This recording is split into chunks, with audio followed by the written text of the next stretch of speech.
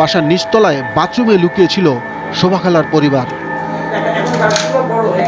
করেছে হাসিনা, সেটা ওরা জানে করেছে হাসিনা এইখানে কিন্তু চলায়, আমি তো ওখানে একতলায়, কিন্তু হাসিনা যে গৃহবন্দী শোভা খালা। কিন্তু শেখ হাসিনার স্বামী, প্রয়াত স্বামী সেই ওয়াজেদ মিয়া, তিনি কি সত্যিকার অর্থেই ন্যাচারালি প্রাকৃতিকগতভাবে কি মারা গিয়েছিলেন, নাকি তাকে হত্যা করা হয়েছিল?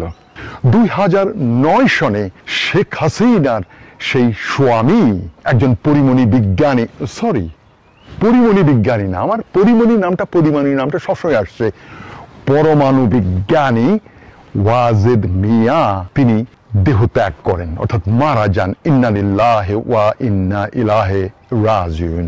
একটা বিষয় আপনারা কিন্তু অনেকে জানেন না, রাজনীতির মাঠ কত নোংরা। শেখ হাসিনা এবং ওয়াজেদের সাথে, আমি ওয়াজেদ মিয়া পুরো নামটা না বলে আমি বলবো ওয়াজেদ, তাদের কিন্তু বৈবাহিক দ্বন্দ্ব অনেক দিনেরই ছিল। তিনি কিন্তু শেখ হাসিনা। আসসালামু আলাইকুম প্রদর্শক শ্রোতা, শেখ হাসিনা যে কত নরপিশাচ এই ভিডিওটা দেখলে তা বুঝতে পারবেন। অসুস্থ স্বামী ওয়াজেদকে নিজ হাতে গলা টিপে হত্যা করেছেন শেখ হাসিনা। গুরুত্বপূর্ণ তথ্য দিয়েছেন শোভা খালা, বিশ্লেষণ করেছেন বনিয়ামিন।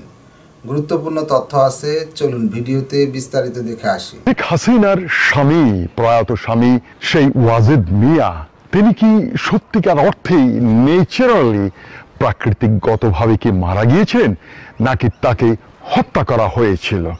2009 সনে শেখ হাসিনার সেই স্বামী একজন পরিমণি বিজ্ঞানী, পরিমণি বিজ্ঞানী না, আমার পরিমণি নামটা সবসময় আসছে, পরমাণু বিজ্ঞানী ওয়াজেদ মিয়া তিনি দেহত্যাগ করেন, অর্থাৎ মারা যান। ইন্না লিল্লাহি ওয়া ইন্না ইলাইহি রাজিউন। একটা বিষয় আপনারা কিন্তু অনেকে জানেন না, রাজনীতির মাঠ কত নোংরা। শেখ হাসিনা এবং ওয়াজেদের সাথে, আমি ওয়াজেদ মিয়া পুরো নামটা না বলে আমি বলবো ওয়াজেদ, তাদের কিন্তু বৈবাহিক দ্বন্দ্ব অনেক দিনেরই ছিল। তিনি কিন্তু শেখ হাসিনার যে ঘন ঘন মিথ্যা কথা বলতো এবং বানিয়ে বাজে কথা বলতো, এবং মুখ খুব খারাপ, কিন্তু শেখ হাসিনার খুব খারাপ ছিল। ওয়াজেদ মিয়া সেই পরিমণি বিজ্ঞানী, পরমাণু বিজ্ঞানী, তিনি কিন্তু এটা পছন্দ করতেন না। ধীরে ধীরে তাদের দাম্পত্য জীবনটা দুইটা রেল লাইনের মতো না, রেল লাইন যখন বিগড়ে যায় না, তখন রেল চলে না, ধপাস করে মাঝখানে ঢুকে যায়, সেইভাবে তাদের অবস্থা চলছিল। বাংলাদেশের প্রধানমন্ত্রী শেখ হাসিনা কিন্তু এখন বিধবা। 1967 সনে তার বিয়ে হয়েছিল এবং 2009 সনে তিনি বিধবা হয়েছেন। প্রিয় বন্ধুরা, এই বিধবা তিনি কি ন্যাচারালি হয়েছেন, নাকি আনন্যাচারাল ওয়ে পরিকল্পিতভাবে তিনি বিধবা হয়েছিলেন, সেই বিষয়টা আমি আপনাদের কাছে কিছুদিনের মধ্যেই আমি প্রকাশ করব। প্রিয় বন্ধুরা, তার স্বামী ওয়াজেদ মিয়া একজন পরিমণি বিজ্ঞানী ছিলেন। পরিমণি না, পরিমণি কেন বলছি, পরমাণু বিজ্ঞানী ছিলেন। সেই পরমাণু বিজ্ঞানী তিনি মারা গেছেন 2009 সনে। তখন শেখ হাসিনা কিন্তু চূড়ান্ত ক্ষমতায়। একটা বিষয় আপনারা অনেকেই জানেন, শেখ হাসিনার সংসার কিন্তু কখনোই সুখের ছিল না, শেখ হাসিনা এবং ওয়াজেদের দাম্পত্য জীবন সেই যখনই শেখ হাসিনা রাজনীতিতে নামলেন, তারপরেই আস্তে আস্তে, আমি যেটা বলবো আহিস্তা তাদের এই বৈবাহিক জীবনে তাদের চিড় ধরে, এবং তারা পরস্পরকে কখনো বিছানায় সহজে পেতেন না, কারণ শেখ হাসিনা সবসময় রাজনীতির বিষয় নিয়ে সবসময় ব্যস্ত ছিলেন। আর তাছাড়া ওয়াজেদ, অর্থাৎ প্রয়াত ওয়াজেদ যে পরিমণি বিজ্ঞানী, আমি বারবার কেন পরিমণি বলছি, কারণ এই পরিমণিই ছিল শেখ হাসিনার একমাত্র কন্যা, পুতুলের বিয়ে ভাঙ্গার শেষ কারণ। এরা হচ্ছে রাজনৈতিক ক্ষেত্রে ব্যবহৃত কিট, বেশ্যা। এই পরিমণি বিজ্ঞানী, পরমাণবিক বিজ্ঞানী ওয়াজেদ সাহেবের সাথে শেখ হাসিনার যে দ্বন্দ্বটা, সেই দ্বন্দ্বটার কারণ হচ্ছে পার্সোনালিটি কনফ্লিক্ট। অনেকে কিন্তু নানা রকম কথা বলে থাকেন যে শেখ হাসিনার চরিত্রের দোষ ছিল, ব্যক্তিগত চরিত্র দোষ ছিল, কথা ঠিক না, কিন্তু that was not correct. Sheikh হাসিনার ব্যক্তিগত চরিত্র, যেটা আমি বলবো এটাকে ব্যক্তিগত চরিত্র, আমি এটাকে বলবো বিছানা চরিত্র। শেখ হাসিনার বিছানা চরিত্র কিন্তু ভালোই ছিল, শি ইজ গুড সেই দিকে। তবে তিনি যেভাবে ঘন ঘন মিথ্যা কথা বলতেন এবং ঝগড়াটে এবং বাজে খারাপ ব্যবহার করতেন, যে শব্দগুলো ব্যবহার করতেন, ওয়াজেদ সেটা পছন্দ করতো না। ওয়াজেদ কখনো চায়নি তার স্ত্রী রাজনীতিতে আসুক, কারণ রাজনীতিতে আসলে একজন সৎ লোকও অসৎ হয়ে যায়। আর শেখ হাসিনার ক্ষেত্রে হয়েছে সেটা। 2000 সনের গোড়ার দিক থেকেই ওয়াজেদ, আপনারা যারা এখনো বিষয়টা জানেন, তখন থেকে কিন্তু শেখ হাসিনাকে সে ডিভোর্স দিবে, তালাক দেবে, এভাবে সে হুমকি দিয়ে যাচ্ছিল। শেখ হাসিনা পড়েছে মহা বিপদে, কারণ তিনি একবার ছিলেন প্রধানমন্ত্রী, আবারও প্রধানমন্ত্রী হওয়ার স্বপ্ন দেখছেন। সেই শেখ হাসিনার জন্য ওয়াজেদ হয়ে গেল একটা বিরাট আতঙ্ক। আর ওয়াজেদ মিয়ার নিজের কিছু এক্সিস্টিং কিছু ডিজিজ ছিল, নানা ধরনের ব্যাধি ছিল, দীর্ঘদিন ধরে তিনি ব্যাধিগ্রস্ত ছিলেন। তার ছিল সেই চিনি সমস্যা মানে কি, ডায়াবেটিস ছিল, তার হার্টের প্রবলেম ছিল, তার কোলেস্টেরল ছিল, ব্লাড প্রেশার ছিল এবং অ্যাজমাও ছিল। এই ধরনের অনেকগুলো মাল্টিপল তার ডিজিজ ছিল এই ওয়াজেদের। ওয়াজেদ মিয়া 2009 সনে হার্ট অ্যাটাক করে মারা গেছেন। তার কিছুদিন আগে সিঙ্গাপুর থেকে তিনি অ্যান্টিওপ্লাস না কি যেন প্লাস মাইনাস করে আসছে, আপনারা সেটা ভালো করে বুঝতে পারছেন, হার্ট অ্যাটাক কি সেটা করে আসলেন। আসার 2 মাস পরে তিনি মারা গেলেন। ওয়াজেদ সবসময় শেখ হাসিনাকে তালাক দেওয়ার কথা তিনি বলতেন, এবং তিনি তার লিখিত বইতেও তার সংসার জীবনের কষ্টের কথা তিনি পরোক্ষভাবে উল্লেখ করে গেছেন। শেখ হাসিনা এবং ওয়াজেদ মিয়ার বিছানা জীবন ছিল খুবই সংক্ষিপ্ত, আশা করি আপনারা বুঝতে পারছেন। আর একজন পুরুষের চাহিদা অবশ্যই থাকে, ওয়াজেদের সেই চাহিদা অন্যভাবে পূরণ হতো, সেটা নিয়ে আমরা পরে আলোচনা করব। শেখ হাসিনা যখন টের পেলেন যে ওয়াজেদ তাকে তালাক দেবেই এবং সেটা নির্ধারণ হয়ে গেছে, তখন তার দলের ভেতর থেকে তার 2 জন অত্যন্ত ঘনিষ্ঠ ব্যক্তি, আমির হোসেন আমু এবং তোফায়েল, আরো একজন আমি তার নাম বলছি না কোন একটা কারণে, এই 3 জন মিলে তারা ষড়যন্ত্র করলো যে ওয়াজেদকে এই দুনিয়া থেকে এমনিতেই তালাক দিয়ে দিতে হবে, অর্থাৎ আপা আপনাকে তালাক দেওয়ার আগেই যেন ওয়াজেদের তালাক হয়ে যায়। ওয়াজেদ মারা গেল মে 2009। শেখ হাসিনা তখন ক্ষমতায়। এই সকল সংবাদগুলো আসেনি তিনি কিভাবে মারা গেলেন। আমি আবার বলছি, ওয়াজেদের মৃত্যুটা ছিল আনন্যাচারাল। এই বিষয়টি তার সন্তান, তার ছেলে জয় জানে না, কিন্তু পুতুল জানে তার বাবার মৃত্যুটা কিভাবে হয়েছে। তার বাবার কি ন্যাচারাল মৃত্যু নাকি তাকে মারা হয়েছিল। প্রিয় বন্ধুরা, এই বিষয়টা বনি আমিন অত্যন্ত খোলাসা করে আপনাদের সামনে তুলে ধরবে আগামীতে যে কোনো একটা ভিডিওতে। আবারও বলছি, শেখ হাসিনা স্ব-ইচ্ছায় বিধবা হয়েছেন। শেখ হাসিনা আল্লাহ কর্তৃক বিধবা হননি। পৃথিবীর কোনো একটি দেশে সেখানে বসে আমি আপনাদেরকে বিস্তারিত বর্ণনা করব। কিন্তু এখন এই মুহূর্তে যে পরিমণি শেখ হাসিনার মেয়ের সংসার ভাঙল, সেই বিষয়ে যখন আমি একটা ভিডিও করলাম গত পরশু, অর্থাৎ 2 দিন আগে, সেই ভিডিওটি অনেকেই নানাভাবে শেয়ার করেছেন বিভিন্ন ফেসবুকে, অনেকেই লাখো ভিউ হয়ে গেছে। প্রিয় বন্ধুরা, আমি বলবো মিলিয়ন ভিউ হয়ে গেছে। অনেকে আমাকে নানা ধরনের প্রশ্ন করেছেন এবং এই প্রশ্নগুলো আমার উত্তর দেওয়ার মতো এত সময় নেই। কিন্তু আজ এই মুহূর্তে আমারই একজন একনিষ্ঠ সহকর্মী, বনি আমিন চ্যানেলের অ্যাসিস্ট্যান্ট এডিটর ANM ওয়াহিদ উল্লাহ ভূঁইয়া, তিনি আসবেন ক্যামেরাতে। তিনি আমার কাছে ছোট ছোট কিছু প্রশ্ন তুলে ধরবেন। আমি সেই প্রশ্নের উত্তর, অর্থাৎ ওই কমেন্টে যে সকল কিছু প্রশ্ন এসেছে সেই প্রশ্নগুলোর উত্তর আপনাদেরকে দেব প্রিয় বন্ধুরা। আর শেখ হাসিনা যে তার স্বামীকে হত্যা করেছে সেই বিষয়টা নিয়ে বনি আমিন অতি সহসা কথা বলবে। ওয়াজেদ তিনি নিহত হয়েছেন, ইয়েস তিনি রোগাগ্রস্ত ছিলেন, তার মৃত্যুকে ত্বরান্বিত করা হয়েছিল শেখ হাসিনা তালাক প্রাপ্ত হওয়ার আগেই।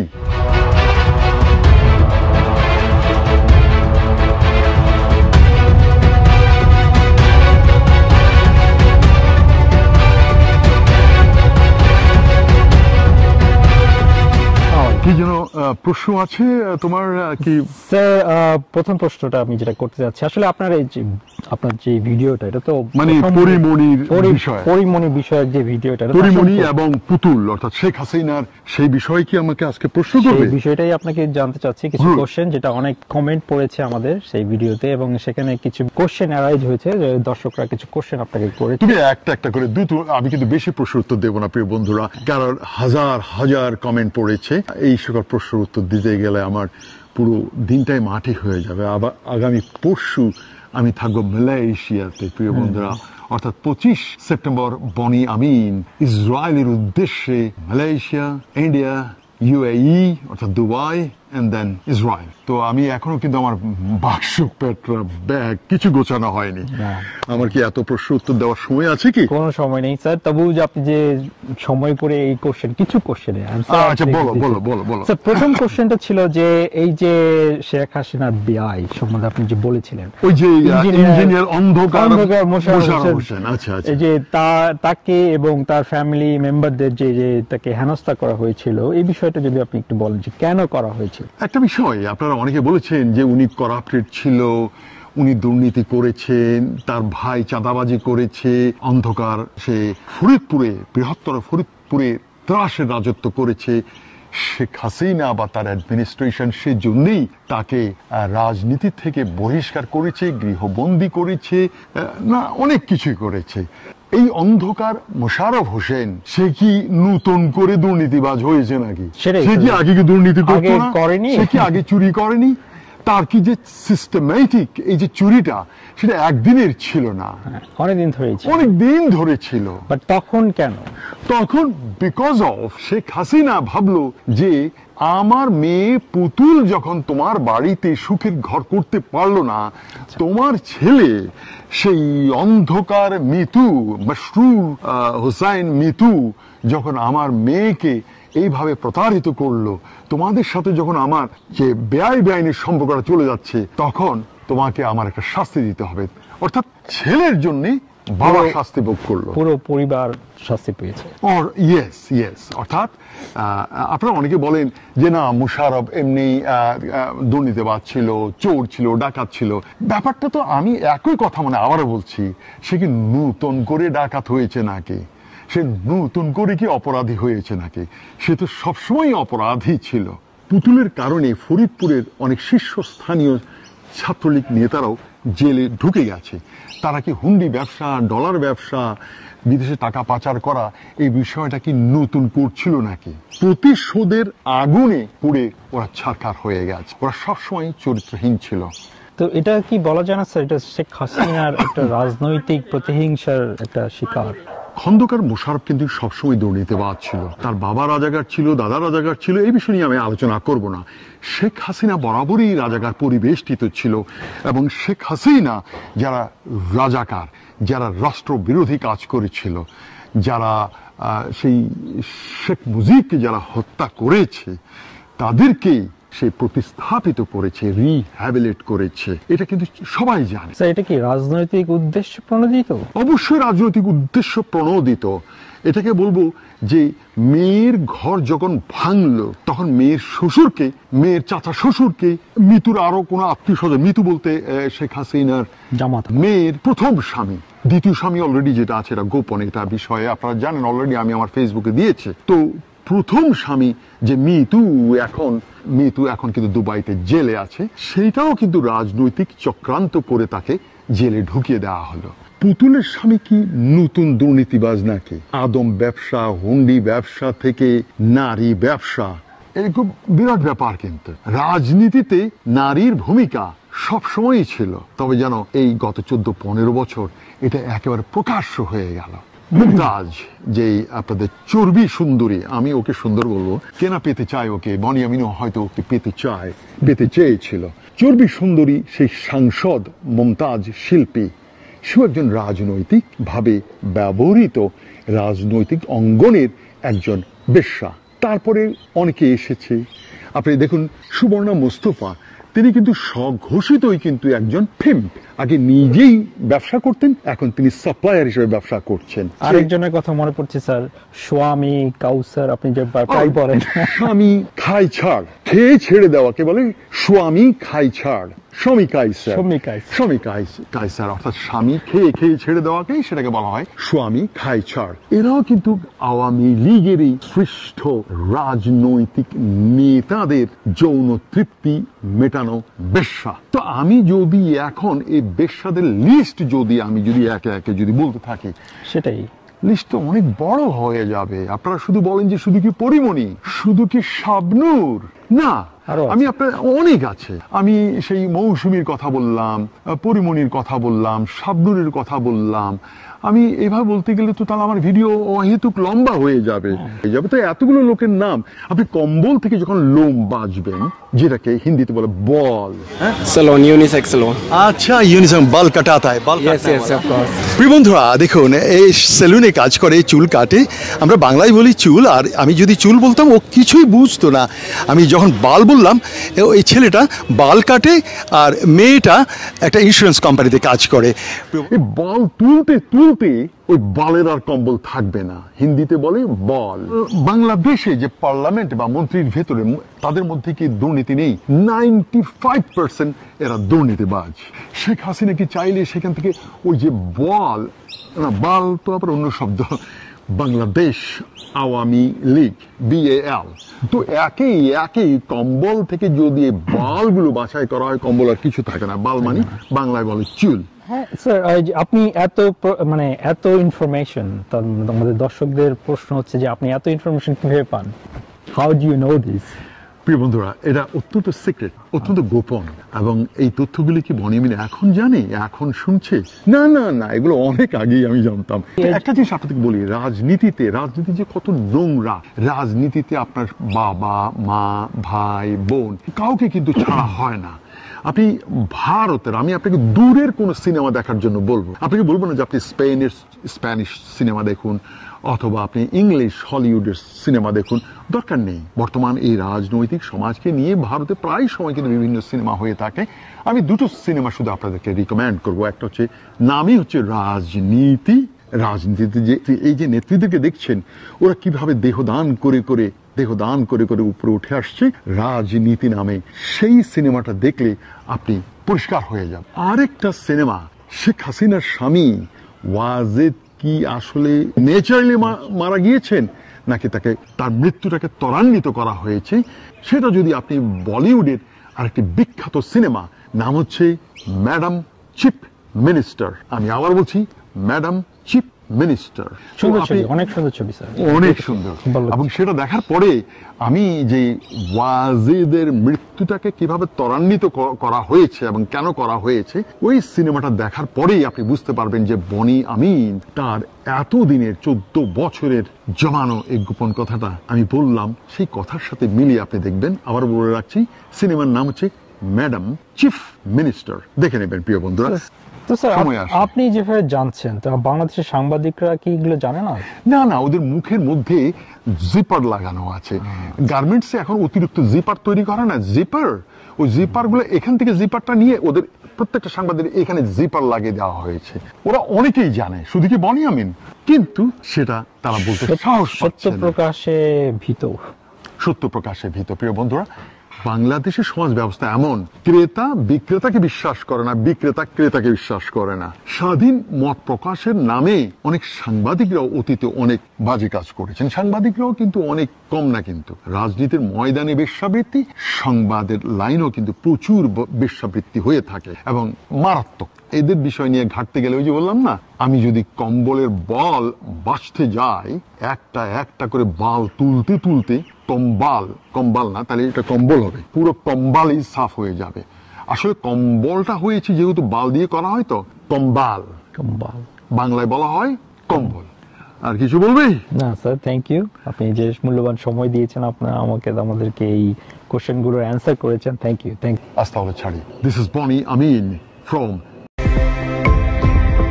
অন্তর্বর্তী সরকারের প্রধান উপদেষ্টা ডক্টর মোহাম্মদ ইউনূসের আহ্বানে সাড়া দিয়ে বাংলাদেশ বিনিয়োগ উন্নয়ন কর্তৃপক্ষ বিডা এর নির্বাহী চেয়ারম্যান হিসেবে দায়িত্ব পালন করছেন আশিক চৌধুরী। নোবেল বিজয়ী অর্থনীতিবিদ ডক্টর মোহাম্মদ ইউনুসের ডাকে সাড়া দিয়ে সিঙ্গাপুরের আয়েশি জীবন ছেড়ে দেশে চলে আসেন আশিক চৌধুরী।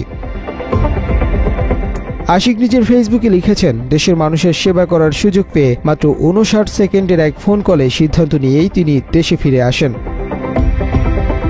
সম্প্রতি রাজধানীতে অনুষ্ঠিত বিনিয়োগ সম্মেলনের উদ্বোধনী অনুষ্ঠানে তার উপস্থাপিত প্রেজেন্টেশন সামাজিক যোগাযোগ মাধ্যমে ব্যাপক ভাইরাল হয়েছে। অনুষ্ঠানে তিনি তথ্যবহুল প্রেজেন্টেশন উপস্থাপন করেছেন। সাবলীল ভাষায় দেশের সম্ভাবনাময়ী খাতগুলো তুলে ধরার সেই ভিডিও ইতোমধ্যে সামাজিক যোগাযোগ মাধ্যমে ভাইরাল হয়েছে। তার চমৎকার উপস্থাপনায় মুগ্ধ হন উপস্থিত সবাই। If you really think about investing in Bangladesh, think about investing in Bangladesh because of the transformational journey you're going to be part of. এমন উপস্থাপনায় সামাজিক যোগাযোগ মাধ্যমে প্রশংসায় ভাসছেন তিনি। আশিক চৌধুরীর মূল লক্ষ্য হল আগামী কয়েক বছরে দেশে $100 বিলিয়ন বিনিয়োগ নিশ্চিত করা, যা দেশের অন্তত 3 কোটি মানুষের জীবনমান উন্নয়নে সহায়ক হবে। এরই মধ্যে আশিক ম্যাজিকে চীন থেকেই আসছেন 200 বিনিয়োগকারী। মিনিস্ট্রি অফ কমার্স থেকে, চায়না থেকে আমাদেরকে একটা চিঠি ইস্যু করা হয়েছে। কমার্স যে এক্স সেক্রেটারি ওনাদের, উনি আমাকে চিঠিটা লিখেছেন। উনি আগামী মাসে কমার্স মিনিস্টারকে সহ এবং প্রায় 200 চাইনিজ ইনভেস্টরকে নিয়ে বাংলাদেশে আসবেন। এরা সবাই ইন্টারেস্টেড ইনভেস্টর, ওনারা বাংলাদেশে ইনভেস্ট করতে চান। তো ওনাদের জন্য আমরা যাতে একটা প্রোগ্রাম রেডি করি। মাত্র 30% টাকায় জমির মালিক হয়ে নতুন বাংলাদেশের গড়ে তোলার স্বপ্ন দেখা বাংলা বসতি। সাম্প্রতিক সময়ে তার বেশ কিছু কাজ আলোচনায় এসেছে। এর মধ্যে স্টারলিংক ও নাসার সঙ্গে চুক্তি অন্যতম। চীনের 30টি কোম্পানি $100 কোটি বাংলাদেশে বিনিয়োগ করবে বলেও জানিয়েছে আশিক চৌধুরী। বিদেশি বিনিয়োগে 4টা আন্তর্জাতিক মানের হাসপাতাল তৈরির প্রক্রিয়া চলমান। ঢাকা চট্টগ্রাম রুটে ইলেকট্রনিক ট্রেন অথবা বুলেট ট্রেন চালুর জন্য বিদেশি বিনিয়োগ নিয়ে আসার চেষ্টা করছেন তিনি। তার পরিকল্পনায় ইতিমধ্যেই 10টা বৃহত্তম ইকোনমিক জোন তৈরির কার্যক্রম চলছে।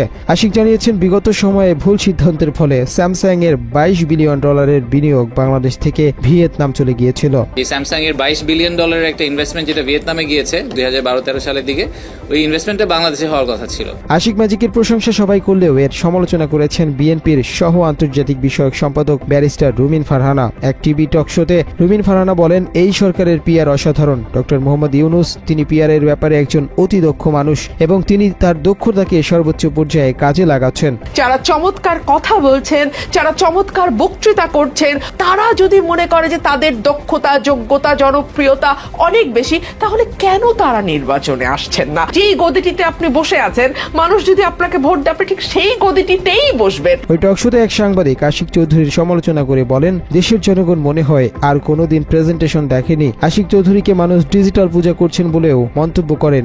দর্শক শ্রোতা, এই বিষয়ে আপনার মতামত থাকলে লিখতে পারেন কমেন্ট বক্সে। হাসিনার সম্পর্কে একটু মতামত কমেন্ট বক্সে আশা করতেছি। আজকে এই পর্যন্তই। আল্লাহ হাফেজ।